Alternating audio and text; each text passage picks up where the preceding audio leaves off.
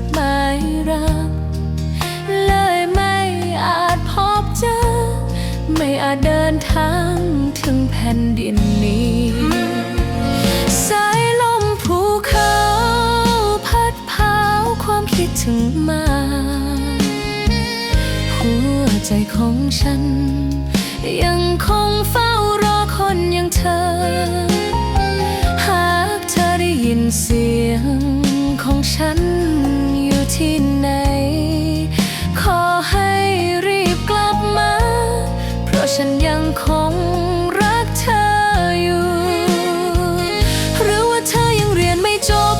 ฉันยังคงรออยู่ทุกวันด้วยความหวังหรือว่าเธอไปเรียนกลั้นน้ำมันอยู่เมืองจีนอย่าปล่อยให้ฉันรอนานนักหัวใจฉันรอไม่ไหวอีกแล้วสายลมภูเขาพัดพา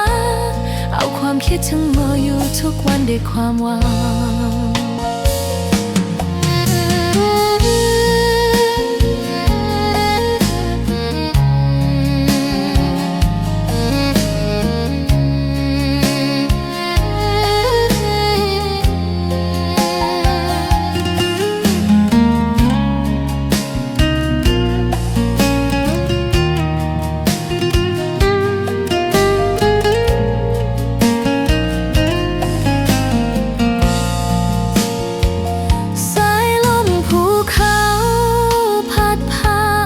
คิดถึงมา